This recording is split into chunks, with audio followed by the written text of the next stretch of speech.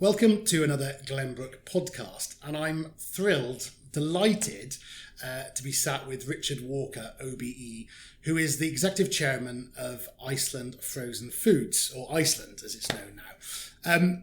I'm not sat here because of the retailing angle. I'm not sat here because we want to find out about Iceland particularly. I'm sat here because Richard is a chartered surveyor. He was educated with a property background. He's been chairman and was currently chairman of a property company. And I want to talk about property, and I'm interested in the background and the impact that has on the retail industry, and also chat to Richard generally because he's a really good person, has a really big interest in the green agenda, has written a book called The Green Grocer, which I recommend you buy. And also, I think the whole business about environmental change within retail and property is something very close to your heart, and it's not fake. A lot of greenwashing goes on in the property industry, and through his company Bywater, which we're going to talk about, you can see it's absolutely for real. So welcome, Richard, and thank you very much for giving up time, which is very precious because you've got about 10 hats on. No problem. Good to be here. A lot of things. I thought it's always good to start these about how we know each other, and I was looking back, and I think we met each other through Mason'o in a property agency, property company in Liverpool, and it might be useful to just talk about that really. We met socially with them. There was definitely alcohol involved. There was a lot of alcohol involved, and I think it's interesting you grew up with a background really of property because your father was growing this amazing business, and it's been around since 1970, Iceland, I think. Correct. And how many stores have you got at the moment, or how many properties do you rent at the moment? We've got about 1,000 shops around the UK, and then an international business. And somebody had to get hold of those properties for you in terms of an agency. You couldn't do that all in-house. And Mason'o and Mason Partners in Liverpool were absolutely the people who pretty much assembled all of those? Absolutely. And I think it was part of the big appeal of property was Dad's tales of kind of site finding with the late great Jeff Mason, who was an absolute Liverpool legend, and of course Barry Owen, and the two of them in the 70s, the 80s were absolutely formidable force. They were the Liverpool mafia, the guys to know, and really. You know, Dad, he never did the buying side of the business, and a huge focus, particularly when he was on the growth trajectory in the early stages, was site finding, and he'd be out 2-3 days a week with the likes of Jeff and Barry and John Prest. I bumped into the other day. Okay, yeah. In a pickling. People like Peter Bullivant as well, the lawyer who kind of did all the deals, and they were real kind of entrepreneurial swashbuckling tales. And those two companies who are still going now strongly, both probably built their business off the back of your business, I suspect. They are what they are now because of the 70s and the 80s in Iceland, which is great to see, and Liverpool companies. And, you know, Glenbrook was founded back in Liverpool, really, you know, through Liverpool One, and that's where we met. So it was great to see a Liverpool company there. Yeah. And the relationship continues as well. We still use them on the agency side with both firms, so that's brilliant to carry both of them top companies. Yeah. What the format of this podcast is going to be like our other ones we've done. We're going to talk a bit about you growing up, and I'm interested in your education, your roots, your career path. I'm really interested in you spent some time in Eastern Europe building a property company and how that went. I'm really interested in, and I saw this on the TV, you working on the shop floor. And I think that's makes a large part of what you are today. Working in London, I remember it well, on the shop floor. And I think that's really important.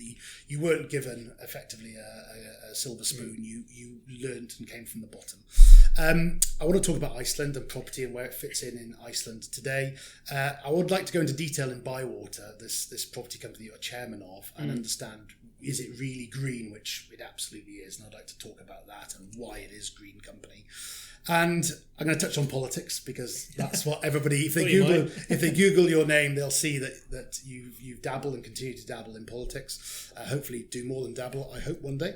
And finally, I'd like to close by talking about your fitness, because you are a complete legend when it comes to things like climbing in Everest, which is phenomenal, and just casually running, when I bump into you on the Sandstone Trail, running the Sandstone Trail, and charity, and talk about which charities you support and why you support them. Yeah. So that's a bit of a canter through what we're going to talk about. So where did it all start? You went to school in? I went to school at the Grange in Hertford, so pretty local in Cheshire. and actually before that Ellesmere College, so moved around a little bit. Yep. It was Ellesmere close to the first ever Iceland store. That's right, in Oswald Street, which as you said was 1970. So North Shropshire, very much heartland, and always kind of grew up in Cheshire around this area. And then did you, in the period when you were at school, did you do any work experience at Iceland? I did like customer complaints. About back in those days, there'd be, they'd send through a ropey bit of meat, in second class post, and a week later, by the time it got here, it definitely was mouldy. And I just thought this was fascinating. But the art department, things like that. I think it was probably Dad just trying to keep me occupied in the school holidays. And I noted you're an 80s child, just. Yeah, just. Which is interesting because the business was founded in 1970. You were born in 1980, and by the time you were doing work experience, the business had been around 25 years, at least, probably. Yeah. Were they here then? Were they in Deeside then? Yeah, I think I forget the timeline, but the first head office, of basically Mum and Dad was above a shop, and then we're in a distribution centre, I think, in Shropshire. But we moved here in the early 80s as part of Maggie and Heseltine's kind of enterprise zones. So that's what attracted them here. So we've been here a long time and purpose built this head office where now we've got 800 people. And I have to say, having come through an amazing reception just now, it actually does stand the test of time because it's gone through the whole period of probably being quite a naff building. Yes, exactly. And it's also got the nicest lawn ever I've seen. The lawn outside is incredible. Yeah, if it was down to me though, this is the difference between Dad and I. I'd put wildflowers and not mow it, and let the bees. The lawn is stunning. We were talking about the lawn. So there we go. So you came to a bit of work experience, and then did you have a year out in between school and university? No, I didn't. I went straight to Durham to uni, studied kind of social and economic geography, and it was an amazing 3 years. Absolutely loved it. In fact, I was going back through old uni photos the other day, clearing out the loft, which is very, very nostalgic. But and were you pulled in? Did your father pull you in to work in Land of the Prince Bishop shopping centre? Yeah, Iceland, that's right. There you go. Yeah, we get, and the Iceland Durham. I sort of popped in undercover. For a long time, I didn't really sort of want to be known or associated or whatever, and I just loved the autonomy of it, and it was great. I had a great time. By the way, I was looking through the photos. I was voted Mr. Durham 2000. That's which is something I put on my CV going for jobs, and I basically got rejected from most jobs I applied for. I think I couldn't understand why they wouldn't have voted for you to be Mr. Durham. So university, graduated. What happened then? Because this is the bit I'm interested in, is how did you decide to go into property and be a chartered surveyor? Well, that's when I had a year out, and I worked in a bar, Loaf, in Chester for 6 months, and saved up a bit of money, and then went backpacking around the world, and very unusual route. We went across Russia on the Trans-Siberian Express and overland through China and Tibet, a friend from uni, and then into Myanmar. I mean, we went to some amazing countries, and this would have been 25 years ago. But before I left, I did secure a job with Jones Lang LaSalle on their graduate programme. On Hanover Square? On Hanover Square, number 22, and it was a real coveted kind of scheme. So it was great to get on there. But when I left uni, I wasn't sure what I wanted to do. But I was absolutely adamant I didn't want to sell frozen peas for a living and try and emulate Dad, And so I wanted to plough my own furrow, and property was really interesting. I had work experience with Mason Owen, and that was, I think, my first ever work experience, and then Mason Partners, and then I went site finding with Dad, and I came to kind of learn about this whole other side of retail that I didn't understand, and the concept that high streets were actually not owned by the shopkeepers but by institutions and private investors, and a whole new world opened up for me, and I was absolutely kind of dead set on it, and really threw myself into it. I came across Iceland on the Festival Place shopping centre in Basingstoke, which Grosvenor owned, and I remember very vividly there was a usual, we needed something from Iceland, and it was the Duke down the road in Chester, and you guys playing hardball, and it was just a very interesting dynamic, and I learned very quickly how it worked a bit as well. So we came across you guys then. Yeah. So you started your JLL. You finished your year out. You started with JLL. Yeah, and I was a non-cognate without knowledge. So I had to do a conversion course at South Bank. A distance learning, effectively. Yeah, well, it was a day a week, sort of at uni. So it was quite an odd sort of year or two. But I started off in asset management, which I thought sounded really important. It was actually going through like out of date ratings bills that Hermes Pension Fund hadn't paid, and they had to kind of go through them for parking spaces. It was not glamorous at all. And I remember it was, it was quite different to the sales pitch of, what it was like to be a grad on this coveted scheme. But I kind of got through it and obviously built the ranks, and then actually did a bit more of genuine asset management, but then finished up the 2 years training in West End investment, which was the absolute kind of plum seat. Amazing time, and this would have been... I was going to say late 2004 or something like that? Yeah, exactly right. So 2004, 2005, and it was just fascinating. By then you had the private Irish syndicators, and you had the sovereign wealth funds, and there was these huge kind of chunks of property that were coming up, like the Knightsbridge estate, everything from Harrods to Harvey Nicks, and we sold Bywater House to the Candys and the Qataris, which became Hyde Park. So there was just so much excitement. Every deal had like 60 bids on it, so I invested in a new pair of shoes about every other month. But it was a brilliant time to learn, and that's it was an incredible time, because I was doing a deal with LaSalle Investment Management, Julian Agnew, and we bought top man, top shop HMV on Church Street in Liverpool, paid 4.35 initial yield, and that's in Liverpool. You guys would have been down in the late 2s, early 3s, presumably. It was crazy, and a lot of it was a bit nonsensical. It was sort of trophy assets for people who could afford it. But it was brilliant training ground, and I think because I'd always grown up in an entrepreneurial family, I was just very keen to be an entrepreneur myself.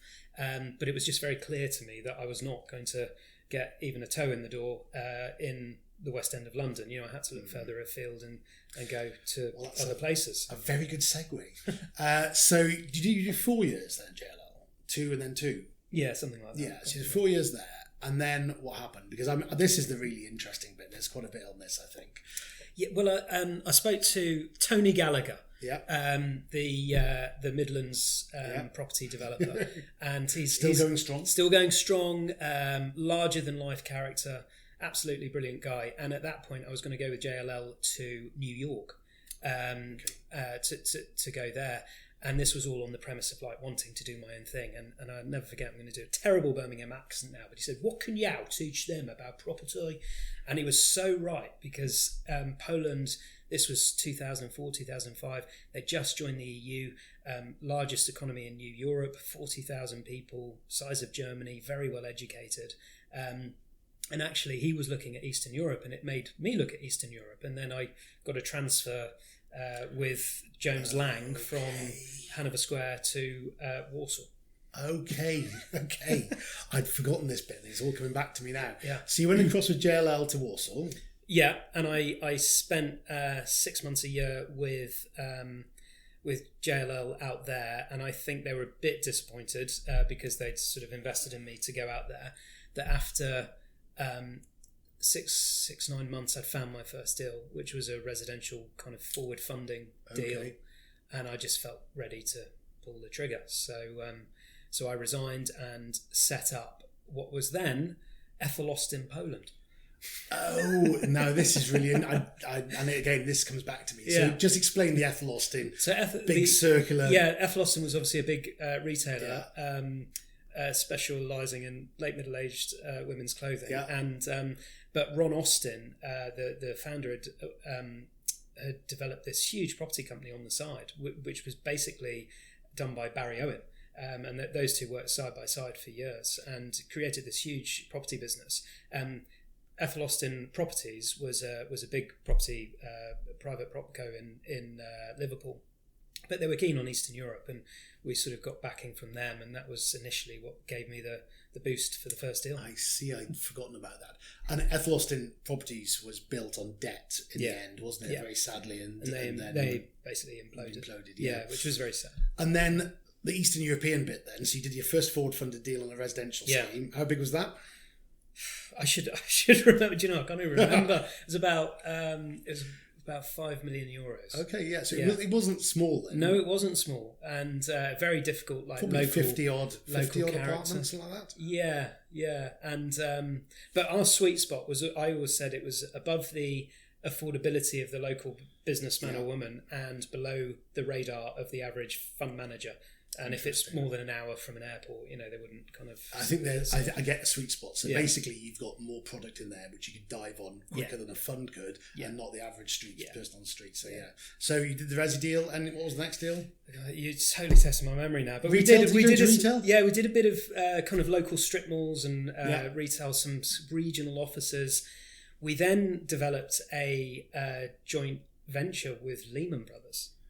With their balance sheet side of business. Wow. I mean, this was far from a kind of straight line to success. It was a real kind of interesting time. And I'll never forget, they spent £25,000, which was a fortune back then, on a huge 100-page legal agreement, which was what would happen if I went bust as the local partner. And of course, they went bust, and there was no account for that eventuality. Wow.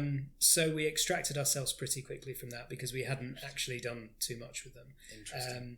And then we kind of refinanced. We got in a collection of other sort of private investors, another local propco, and then eventually we had this portfolio out there which was sub 50 million euros, but after 3 years we'd been out there, we'd built a small team, and the most important thing was that we'd avoided the credit crunch in the UK. By this point it was like 2009. And we'd sort of sat out the pain that everyone else had felt. And that was luck more than judgment. It was total luck, yeah. And actually Poland's remained the only economy in Europe to avoid recession. Wow. So, it was quite a good call, but liquidity had dried up. It had become quite difficult to do anything more, and it sort of came to a natural end. And I moved back, but we still had the business there for another couple of years. And after, when would it have been? Sort of... I can't remember, 2009, 10, 11, and then we eventually sold it to basically Palmer Capital Partners. Did you? Yeah, some of the buildings, and then the management platform as well. So it was a clean exit. Was Theo out there with you then? Yeah. So he was out there, and we also met Paddy out there as well. Oh, did you? Yeah. So he was running CBRE out there. Of course he was. From a very young age. Yes. Very impressive. And we should say Theo, the CEO of Bywater, and he was on the grad scheme with me in London. Oh, is that? He was in sort of consulting, that side of life. Okay. And he moved out to Poland, and we grew the business. We never worked with Paddy out there, but obviously knew him socially. And those two guys run today Bywater effectively, and they're still with you. So that's a long time between the two. It is. So coming up for 20 years, I suppose. Yeah, so. almost. So you got the clean exit. You moved home. Yeah. Did you stay in property? I did, but it was pretty quiet times because it was sort of post credit crunch. And if I'm honest, I sort of reflect back, and you're busy day to day, sort of doing whatever, but actually you look back over that period, and there wasn't a lot of activity. And I think we were, if I'm honest, we were struggling a bit for a purpose in terms of what is. I mean, by this point we're called Bywater Properties, but what's our specialism? What are we doing? Who are our investors? And Poland was always our USP, but then we'd suddenly have this sort of clean exit, which was the right thing to do. And then we were sort of, looking at what our angle would be going forward. I used to come to a little office just off Oxford Street. James Street. Yeah. And, and probably I saw that actually, because I was at Grosvenor at the time. I used to pop in, keep in touch with the guys. And you were jack of all trades, master of none, to a certain extent in what you were doing. But very much so, you have a focus now. And we'll talk about Bywater, where it stands today in a moment. I want to talk about your transition into Iceland. I don't want to talk too much about Iceland because everybody will talk to you about Iceland. But I'm interested in how you kept a grounding, because it's very, very easy to come back from Eastern Europe and to jump straight into the business and run the business, and but you didn't. You were thrown in very much onto the shop floor, and just I'm interested in what that looked like. Yeah. So by this point it was sort of 2012, 2013, but I always say two things happened. Dad bought the business private again with a consortium. Yes. So, Iceland's been through even more trials and tribulations, but he basically secured the business back under private ownership again. So it once again felt like a family business, this amazing legacy of which I only had a kind of passing resemblance around the kitchen table, listening to mum and dad talk about it. Second thing that happened is my mum got diagnosed with early onset Alzheimer's, and that's highly hereditary. It made me think, my time might be quite limited, and actually I should just get on with my life and sort of do what I think is best. And so I was really keen to give it a go. I didn't want to presuppose the outcome, so I gave it 3 years, and if I didn't like it by the end of 3 years and thought the retail game wasn't for me, then I'd go back to Bywater. But Theo and Paddy by this point were very understanding, and we kind of built up a bit of an agreement and an arrangement, and looking back, it couldn't have gone better. But it's probably obvious, but it wasn't at the time. It was never obvious to me that you're going to go into retail. No, because I spent my life running away from it. I mean, part of the reason I wanted to go abroad was like to have autonomy and go somewhere where no one had heard of Iceland or cared who Dad was. And you were in the market. You were in the property market. Yeah, very much. And that was the because I think I probably first met you around then, I suspect. And it was a bit of a jump. In that one day you were at Bywater, and the next minute you were, stocking toothpaste on the shelf. Well, for a period of time, I was both. So on Monday, I'd go to James Street in my suit and tie and spiv around Mayfair and be a property guy. And then from Tuesdays to Saturdays, I put on a clip-on tie and a name badge, and I went and stacked shelves at Iceland and Greenford. Richard. Yeah, Richard. Which was great. And which stores? I remember this. So I was at Greenford in West London for 6 months, and that was absolutely kind of formative, times. And Simon Felstead, the store manager there, absolute legend. I'm running the marathon with him in 2 weeks' time, so he remains one of my best friends. But just going through that, and then 6 months after that, managing my own stores, Twickenham, Swiss Cottage. Doing everything from stacking the shelves, driving the van, being on the checkout, and then working my way up to store manager. It was a brilliant time, and understanding the business from the ground up and appreciating how hard people work for us is absolutely humbling. Because everything I've got and been able to do is because of our 30,000 colleagues. The fact you're running a marathon with him, and that's 20 years ago, whatever it is pretty awesome. So, that just shows about relationships and business, doesn't it? Yeah. So you were on the shop floor. The TV program happened as well. That's right. Yeah. Correctly. Is it on YouTube still? It probably is. Yeah. Life in the Freezer. You need to watch. He's got a starring role from the TV comedy Gold, which is my dad. So you need to watch that. That is just fabulous. And then you came back to D-side, did you? I did, yeah. So after a year doing that, then I basically had various roles, and I started. My first role was effectively running the international division, which is wholesale, franchise, and own stores, kind of around the world. And that was quite hard and very different to the hands-on, sleeves rolled up nature of working in a shop, to actually being a bit secondary and passive, kind of monitoring other people's businesses. Legal docs and that. Loads of legal docs, loads of travelling. One day I'd be in Saudi Arabia, and the next I'd be in the Isle of Man. It was quite a strange existence. But I did that, and basically from kind of 2014-15, and then I ran the food warehouse. Which I'm interested in that because that came back to property again, didn't it? And this is what I'm just wouldn't mind touching upon is I've written down your time at Iceland and in terms of then growing a new business with the food warehouse, and that was all about acquiring properties at a different scale to what you'd been in before, and you having to prove yourself again. Almost, it was taking Iceland back to not quite back to the beginning, but just quickly talk about how hard that was finding properties. Yeah, well, I loved it because it was essentially a startup business within a much First bigger one in Wrexham? business. First, I think that was the second. The first was in Stoke-on-Trent. Okay. But almost. And we were out with a new concept, a new fascia, different type of store on retail parks as opposed to on high streets. And it was very much to see if we could create a new type of business, attract a new customer, and create incremental growth for the group. So it was really exciting, but there was no business plan. It was all a bit kind of uncertain. And I picked it up when there were 2 or 3 of these stores, but we evolved it enormously and kept tinkering and opening much bigger stores, 15,000, 25,000 square footers, and and we kind of refine the concepts, refine the range, the flow, the layout, the merchandising, the branding, the advertising, absolutely everything. But today we've got 180 of them. We're food warehouses. Yeah, we're the fastest growing retailer, this over the last couple of years by kind of new stores. I mean, we've done really well.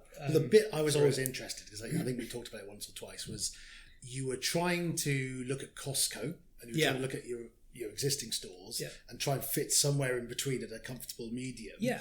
And you were trying to work out what sold and what didn't sell. And if I recall correctly, at one point you were buying stock from Costco. Yeah, that's right. Placing on the I think that's pretty. That is fascinating. That just shows how rudimentary, in a way, the business is. You were completely market testing. Yeah, we were, and those products we get from the wholesalers, we just sell it at cost. We weren't interested in making a profit at that point. We just wanted to see, would it sell, and if it did sell, then we'd work out how to make money. Yeah, well, I think it's amazing. And finding the properties, in terms of going back to the property links into Iceland. Yeah. What does your property department look like today?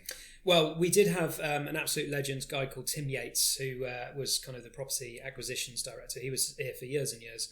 Probably retired about 10 years ago. Simon Anderson came in. Okay. He worked for Peacocks for years, so he kind of knew high street retail, but turns out he can turn his hand to everything. And he's built a great team. There's 3 or 4 of them. And, we've been opening at our peak 20, 30 stores a year. We had to pull it back over the last 2 years just to save costs whilst the energy crisis hit. But we're back on the acquisitions trail again. We'll open about 20 this year. We want to do 30 the year after. Because it's not just the cost of the freezers. It's the lighting, the flooring, the HVAC, the shop fronts, the staffing, the training. The cost of an average store it runs into millions. 1.5 million that we spend, and we've so always 30 stores. So it's a big investment, million, and we create 30 new jobs per store, and it's good for the local economy. We've always had this view that we want to be long-term greedy, so we've always invested in proper fit out and making sure that we don't have a business that's literally built on sand, and that we can make sure that our capex, our ongoing kind of maintenance cost, is low. And the flooring is a great example, because I always look at floors, and it's terrazzo. I think you used to terrazzo in Iceland. It was which is a very, very hard wearing flooring, and expensive. And we were ripping it up in our shopping centre, Basingstoke. We ripped up the terrazzo and put down limestone. Completely ridiculous. And now, what is back in fashion? Terrazzo. And it's just amazing. I always look at the floor in Iceland and think, that floor will last 30 years. Yeah, and I think that mentality is really important. Against the odds in the most competitive marketplace, we've managed to grow this business from humble beginnings, and now we've got the biggest market share we've ever had. 2.5% doesn't sound much, but it's a £4 billion turnover business.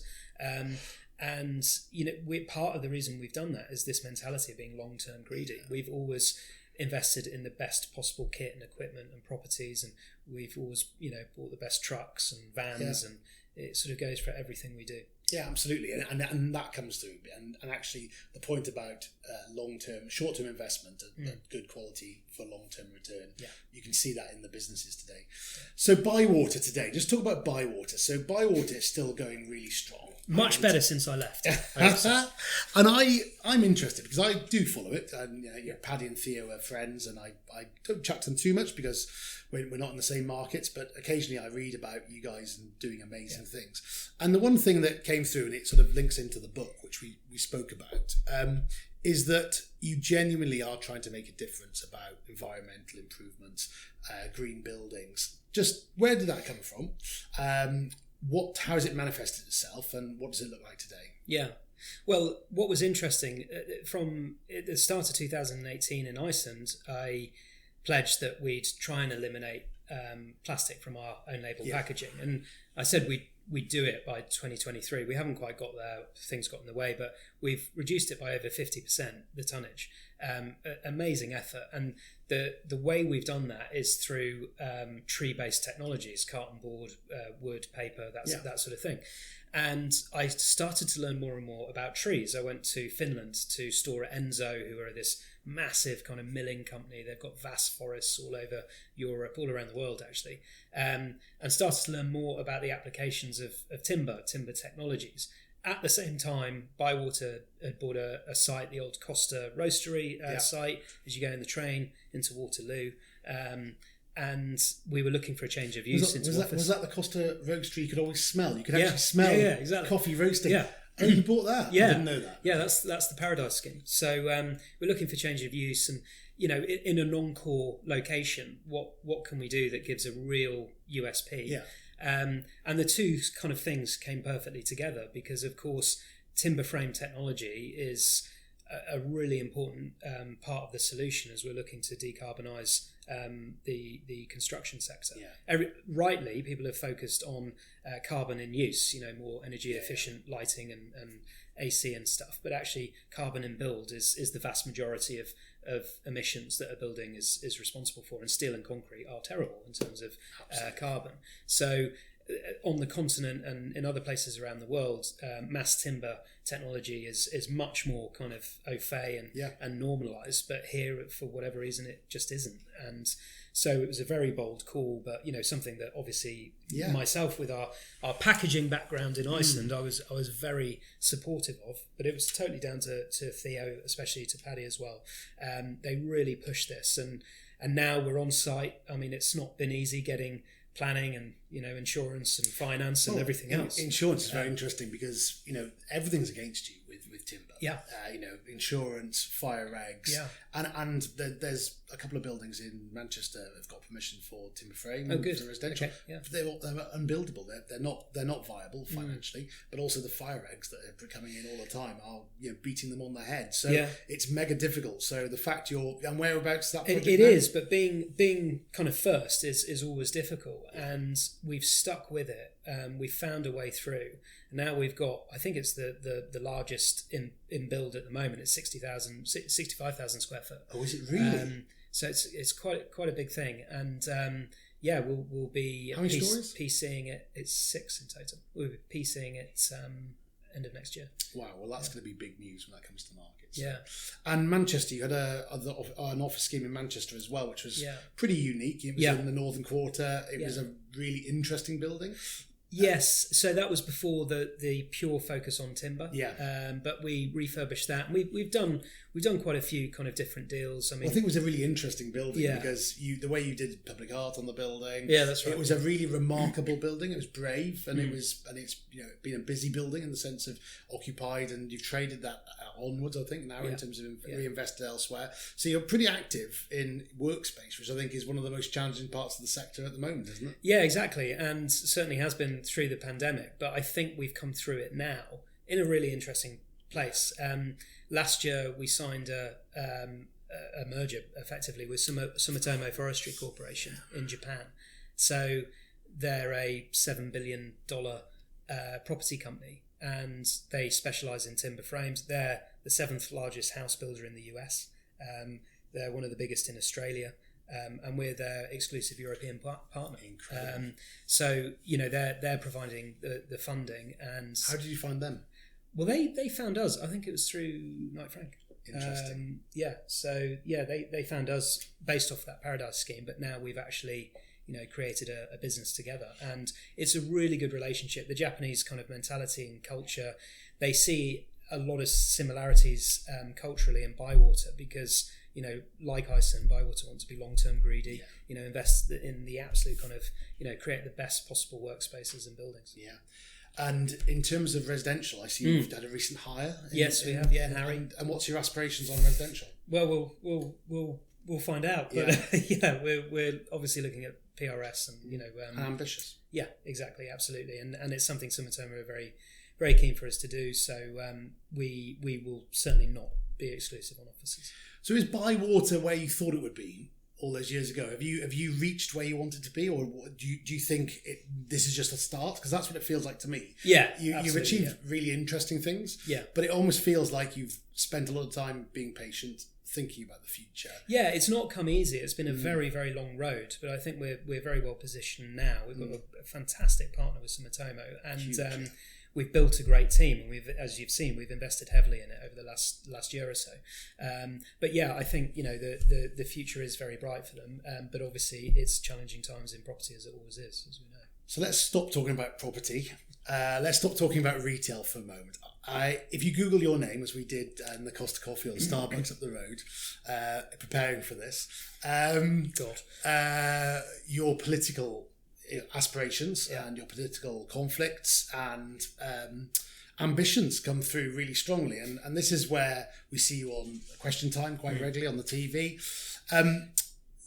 January 24, you abandoned the Conservative Party. I'd say threw my toys out the pram. I didn't realise that. And you've given your allegiance to the Labour Party for the forthcoming election, which I think is really interesting. Yeah. Tell us, there's not Labour on it because you can see it all Labour on it, because you can read all about it on the web. But anything juicy, anything interesting, any property angles for your ambitions? Well, what would you love to do in the future? There is a few juicy stories because obviously I've seen the trying and failing to become a Tory candidate for the last year or two has been an absolutely bizarre parallel world. So my next book is going to be basically how I tried and failed to be a Tory. Well, just on that point, is there a rule? I might be wrong. You can apply 3 times, and you can't. You can try to go 3 times. You can apply to be a. There's no. They seem to make up the rules as they go along, and the interesting point is everyone thinks the most important moment in our democracy is a general election, and it's not. It's this bizarre behind-the-scenes step before that, which is the candidate selection process, where they're trying to find people for seats, because that's where the future leaders come from. And it's riddled with uncertainty and favouritism and obscure rules. And, when the seat in Edinburgh, where I've lived all my life and will continue to, came up because Edward Timpson is stepping down, and I couldn't apply for it, but the local association were really keen to have me. The whole kind of system just stunk a little bit, and I was being blocked for some unknown reason. What they didn't like my comments on food banks and on sewage in the rivers, because I was chairman of Surface Against Sewage. So I just kind of had a bit of an epiphany where I realised the party had just drifted so far out of touch with the sort of values and principles that I've always long held. And I'm not joining the Labour Party. I'm not going to be a Labour MP. But I do like the kind of pragmatic centrism that Keira and Rachel are building toward, especially their focus on working with business. They know, they can't scare us off, and they've got to work alongside us, because we're going to be key to growth, to productivity, and to everything that's so important to get the. Well, I'm not as politically eloquent as you are, but it's pretty obvious the support you've got with those thoughts and those ambitions, because I think a lot of us have grown tired of where we are today. So, is the country in a better or worse place than it was 14 years ago? Of course, we all know the answer. Absolutely. Well, let's move on.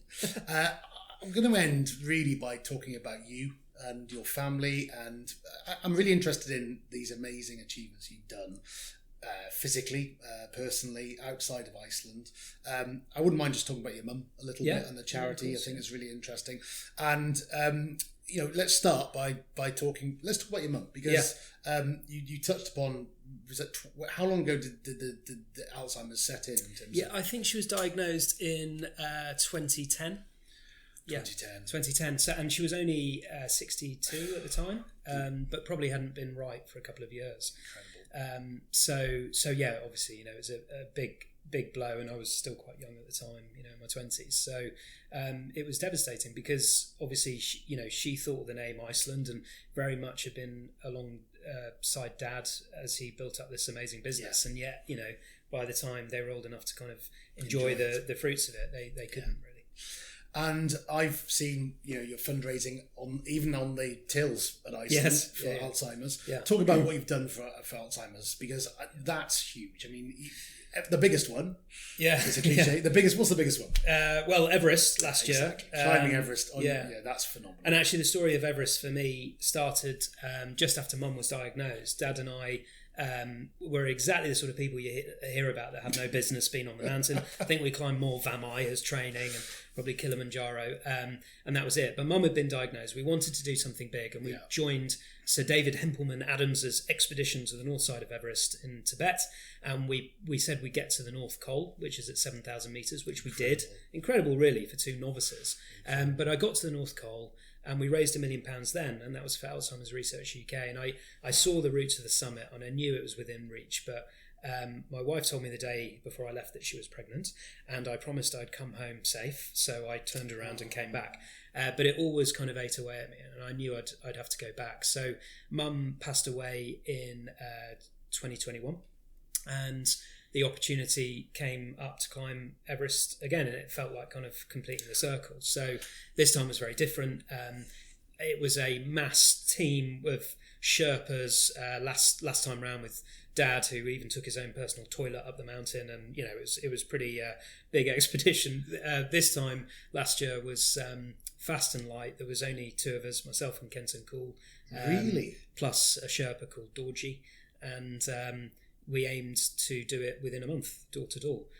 Whereas traditionally it would take 3 months, and we climbed it from the south side in Nepal, and we basically just went over by a day or 2, but we basically did it in a month and raised another £1 million. Incredible. Yeah. I can't believe it. You climbed Everest. It's absolutely bonkers. And it was, it was interesting. Like, it was the most dangerous year ever. 18 people died, including a guy who I got to know very well. And these are no fools. These are no fools. And Peter from Canada, I ate with him in base camp, and he tell me all about his life as a medic back in Canada and his plans to climb with his son when he got back home, and he never did. He died at Camp 4 at 8,000 metres.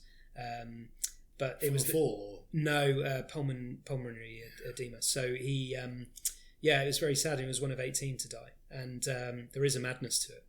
Absolutely crazy. Yeah. How much have you raised now for the charity?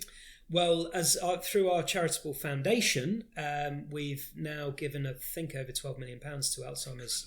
Some of that's through carrier bag sales, some of it's through climbing Everest, and everything else in between. Our stores are amazing. We have an annual charity week where they do awesome things, and a big golf tour as well at Carden Park. Oh, really? Yeah. It's a real family, the business. I won't digress back into the Iceland story, but I was looking at some of the books. You are one big family. There's a book I've got at home about the flight centre, Village Family Tribe, it's called, and it's about how the flight centre was founded, and it's one big community, one big family, and it feels very much like you guys are. Yeah, I say we're not a family business; we're a business of families, and we absolutely are, because we've got generations of people who work for us, and they've all got behind the charity, and we've now raised over 36 million quid over the last 50 years since it was set up. Phenomenal.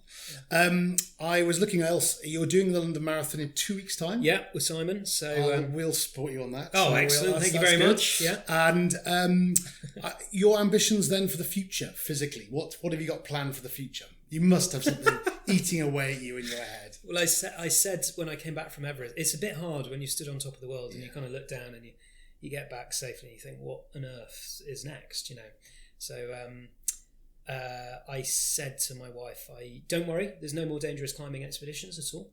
And then I ordered a book and it arrived, and unfortunately she intercepted it and opened it. It was a book on K2, and she was like, don't you dare. So I probably won't yet. Well, that's phenomenal. Thank you so much for giving up your time today. No really, really precious. And our listeners, you've had a real privilege to have an insight into Richard's property background, retail background, charitable background. He's a very generous, fair man, and I'm going to leave you with one thing I read here where I found about you, which is you were asked what the most important saying or the most important thing that you live by, which was, and it came from your father, which was never, ever, ever give up. And you could probably apply that to so many things: Iceland, Everest, everything that you do, and your timber framed buildings. Yeah, that's absolutely manifested in that. So thank you very much. Go and have a read of this book. I'd also recommend your father's autobiography, which I've read. Oh yeah, that's a great read. And it is. I think you can get it on online and to listen to, and on your drive into work or whatever. Best Served Cold is the name of the book. Thank you for that. I did read every page of that and loved it, and just really appreciate you giving us time. No so worries. Thank you very much. Yeah, great to chat. Richard. Goodbye.